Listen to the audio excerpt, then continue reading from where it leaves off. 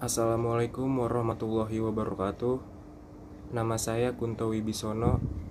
Di sini saya akan menjelaskan tentang potensi energi angin.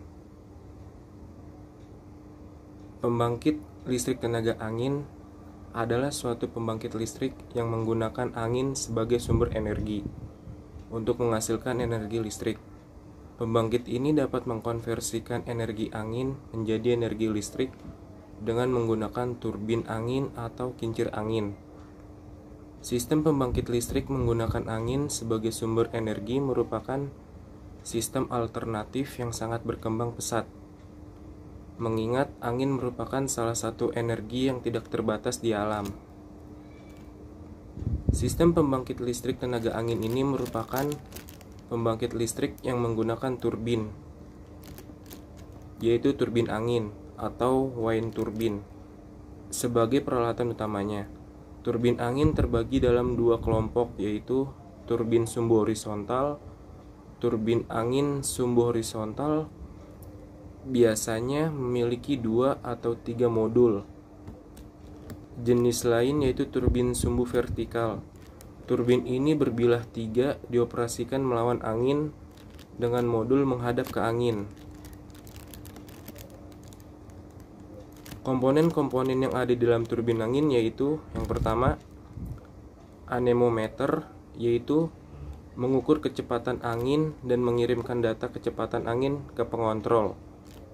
Yang kedua, blades. Kebanyakan turbin terdiri dari 2 atau 3 pisau. Angin bertiup di atas menyebabkan pisau-pisau mengangkat dan berputar. Yang ketiga, brake. Digunakan untuk menjaga putaran pada poros setelah gearbox agar bekerja pada titik aman saat terdapat angin yang besar. Yang keempat, controller. Pengontrol mesin mulai dengan kecepatan angin sekitar 8 sampai 16 mil per jam atau mph dan menutup mesin turbin sekitar 55 mph. Tidak beroperasi pada kecepatan angin sekitar 55 mh di atas karena dapat rusak karena kena angin yang kencang. Yang kelima, gearbox. Gears menghubungkan poros kecepatan tinggi di poros kecepatan rendah dan meningkatkan kecepatan sekitar 30-60 rotasi per menit. Yang keenam, generator. Biasanya standar induksi generator yang menghasilkan listrik dari 60 siklus listrik AC. Yang ketujuh, high speed shaft drive generator.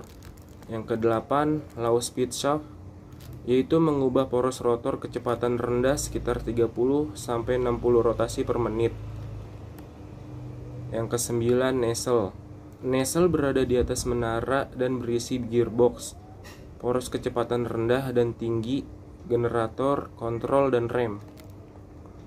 Yang kesepuluh, pitch, yaitu blades yang berbalik atau nada dari angin untuk mengontrol kecepatan rotor dan menjaga rotor berputar dalam angin yang terlalu tinggi atau terlalu rendah untuk menghasilkan listrik.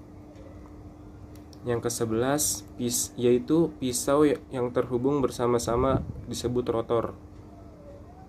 Yang ke-12, tower, menara yang terbuat dari baja tabung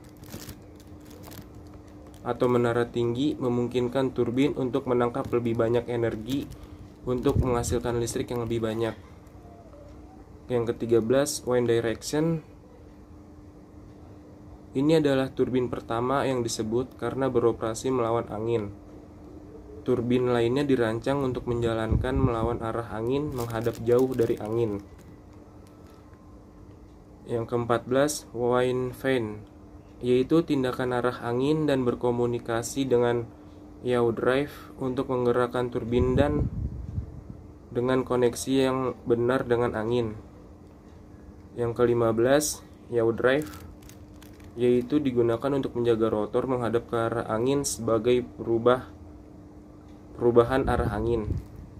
Yang ke-16, yaw motor, yaitu kekuatan dari drive yaw yang tadi. 17, penyimpanan energi atau baterai.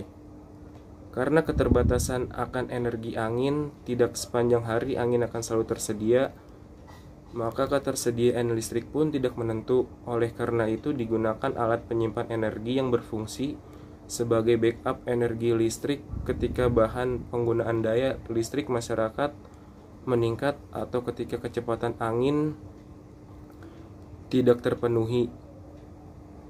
Oleh karena itu kita perlu menyimpan sebagian energi yang dihasilkan ketika terjadi kelebihan daya pada saat turbin angin berputar kencang atau saat penggunaan daya pada masyarakat menurun.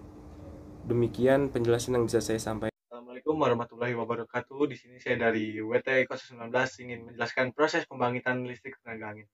Suatu pembangkit listrik dari energi angin merupakan hasil dari penggabungan dari beberapa turbin angin sehingga akhirnya dapat menghasilkan listrik. Cara kerja dari pembangkitan listrik tenaga angin ini yaitu awalnya energi angin memutar turbin angin. Turbin angin bekerja berkebalikan dengan kipas angin, bukan menggunakan listrik untuk menghasilkan listrik, namun menggunakan angin untuk menghasilkan listrik. Kemudian angin akan memutar sudut turbin, lalu diteruskan untuk memutar rotor pada generator di bagian belakang turbin angin. Generator mengubah energi gerak menjadi listrik dengan teori medan elektromagnetik, yaitu poros pada generator dipasang dengan material ferromagnetik permanen. Setelah itu di sekeliling poros terdapat stator. Yang bentuk fisiknya adalah kumparan-kumparan kawat yang membentuk LOOP. Ketika poros generator mulai berputar, maka akan terjadi perubahan flux pada stator yang akhirnya karena terjadi perubahan flux. Ini akan dihasilkan tegangan dan arus listrik tertentu. Tegangan dan arus listrik ini dihasilkan dan disalurkan melalui kabel jaringan listrik untuk akhirnya digunakan oleh masyarakat banyak. Tegangan dan arus listrik yang dihasilkan oleh generator ini berupa arus AC, alternating current, yang memiliki bentuk gelombang kurang lebih sinusoidal. Energi listrik ini biasanya akan disimpan ke dalam baterai sebelum dapat dimanfaatkan. Kelebihan dan kekurangan pembangkit listrik tenaga angin. Keuntungan utama dari penggunaan pembangkit listrik tenaga angin secara prinsipnya adalah disebabkan karena sifatnya yang terbarukan. Hal ini berarti eksploitasi sumber energi ini tidak akan membuat sumber daya angin yang berkurang, seperti halnya menggunakan bahan bakar fosil. Oleh karenanya tenaga angin dapat berkontribusi dalam ketahanan energi dunia di masa depan. Tenaga angin juga merupakan sumber energi yang ramah lingkungan, di mana penggunaannya tidak mengakibatkan emisi gas buang atau polusi yang berarti ke lingkungan. Penetapan sumber daya angin dan persetujuan untuk pengadaan ladang angin merupakan proses yang paling lama untuk pengembangan proyek energi angin. Hal ini dapat memakan waktu hingga 4 tahun dalam kasus ladang angin yang besar yang membutuhkan studi dampak lingkungan yang luas. Emisi karbon ke lingkungan dalam sumber listrik tenaga angin diperoleh dari proses manufaktur komponen serta proses pengerjaan di tempat yang akan didirikan pembangkit listrik tenaga angin. Namun dalam operasinya pembangkitan listrik, secara praktis pembangkit listrik tenaga angin ini tidak menghasilkan emisi yang berarti. Dari saya kurang lebihnya mohon maaf. Assalamualaikum warahmatullahi wabarakatuh. Nama saya Renaldo Molidin. NIM saya 18 10 10 300 132. Dibandingkan dengan pembangkit listrik dengan batu bara, emisi karbon dioksida pembangkit listrik tenaga angin ini hanya 100-nya saja. Di samping karbon dioksida, pembangkit listrik tenaga angin menghasilkan sulfur oksida, nitrogen oksida, polutan atmosfer yang lebih sedikit. Jika dibandingkan dengan pembangkit listrik dengan menggunakan batu bara ataupun gas, namun begitu pembangkit listrik tenaga angin ini tidak sepenuhnya ramah lingkungan. Terdapat beberapa masalah yang terjadi akibat penggunaan sumber energi angin. Sebagai pembangkit listrik diantaranya adalah dampak visual, derau suara, beberapa masalah ekologi, dan keindahan. Dampak visual biasanya merupakan hal yang paling serius dikritik. Menggunakan ladang angin sebagai pembangkit listrik membutuhkan luas lahan yang tidak sedikit dan tidak mungkin untuk disembunyikan. Penempatan ladang angin pada lahan yang masih dapat digunakan untuk keperluan yang lain dapat menjadi persoalan tersendiri bagi penduduk setempat. Selain mengganggu pandangan akibat pemasangan barisan pembangkit angin menggunakan lahan pertanian serta pemukiman. Hal ini membuat pembangkitan tenaga angin di dataran menjadi terbatas. Beberapa aturan mengenai mengenai tinggi bangunan juga telah membuat pembangunan pembangkit listrik tenaga angin dapat terhambat. Penggunaan tiang yang tinggi untuk turbin gas juga dapat menyebabkan tegangan cahaya matahari yang masuk ke rumah-rumah penduduk. Perputaran sudut-sudut menyebabkan cahaya matahari yang berkelip-kelip dan dapat mengganggu pandangan penduduk setempat. Efek lain akibat penggunaan turbin angin adalah terjadinya derau frekuensi rendah. Putaran dari sudut-sudut turbin angin dengan frekuensi konsisten lebih mengganggu daripada suara angin pada ranting pohon, selain derau dan sudu-sudu. Sudu-sudu turbin menggunakan gearbox serta generator dapat menyebabkan derau suara mekanis dan juga derau-derau listrik. Derau mekanik yang terjadi disebabkan oleh operasi mekanis elemen-elemen yang berada dalam nikel atau rumah pembangkit listrik tenaga angin. Dalam keadaan tertentu, turbin angin dapat juga menyebabkan interferensi elektromagnetik.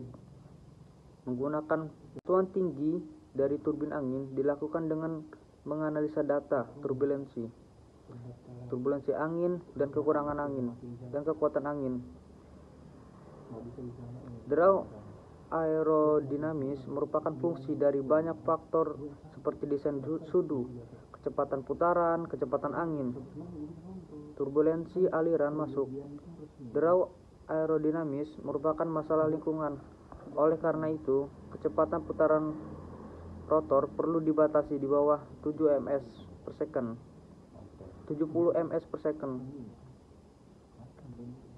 Beberapa ilmuwan berpendapat bahwa penggunaan skala besar dari pembangkit listrik tenaga angin dapat merubah iklim lokal maupun global karena menggunakan energi kinetik angin dan mengubah turbulensi udara pada daerah atmosfer.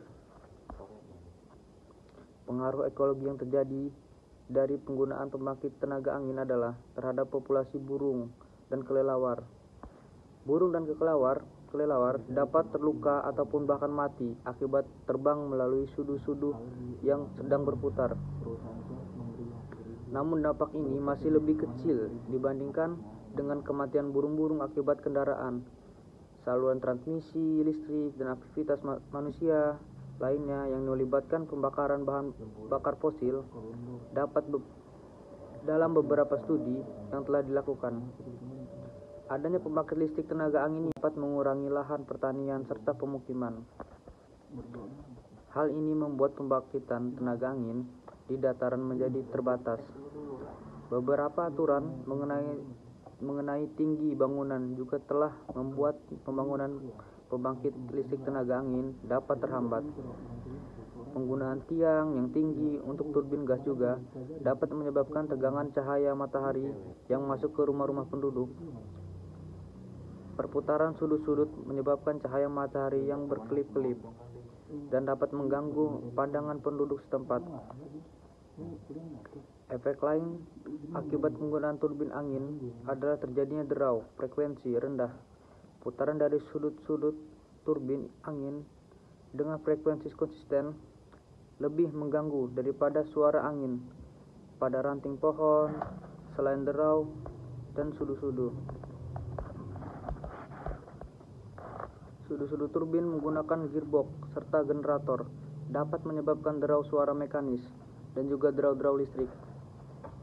Derau mekanik yang terjadi disebabkan oleh operasi mekanis elemen-elemen yang berada dalam nikel atau rumah pembangkit listrik tenaga angin. Dalam keadaan tertentu, turbin angin dapat juga menyebabkan interferensi elektromagnetik. Menggunakan penerimaan sinyal, mengganggu penerimaan sinyal, televisi. Hal lain yang terjadi dengan konstruksi di lepas pantai adalah terganggunya kehidupan bawah laut. Efek negatifnya dapat terjadi seperti di Irlandia, di mana terjadinya populasi yang bertanggung jawab atas berkurangnya stok ikan di daerah pemasangan turbin angin. Studi baru-baru ini menemukan bahwa ladang pembangkit listrik tenaga angin lepas pantai menambah 8-110 desibel kepada noise frekuensi rendah yang dapat mengganggu komunikasi ikan paus dan kemungkinan distribusi predator laut. Begitu ladang angin lepas pantai diharapkan dapat menjadi tempat pertumbuhan bibit-bibit ikan yang baru. Karena memancing dan berlayar di daerah sekitar ladang angin dilarang, maka spesies ikan dapat terjaga akibat adanya pemancingan berlebihan di laut. Sekian dari saya. Wassalamualaikum warahmatullahi wabarakatuh. Sekian dari saya. Apabila ada salah kata dari saya. Assalamualaikum warahmatullahi wabarakatuh. Nama saya Prasetyo Tomo. Di sini saya akan melanjutkan menjelaskan tentang turbin angin. Dalam operasinya, pembangkit listrik tenaga angin bukan tanpa kegagalan. Kegagalan operasi akibat perputaran telah menyebabkan beberapa kecelakaan dan kematian. Kematian juga terjadi kepada beberapa penerjun dan pesawat terbang kecil yang melewati turbin angin. Reruntuhan puing-puing berat yang dapat terjadi merupakan bahaya yang perlu diwaspadai, terutama di daerah padat penduduk dan jalan raya.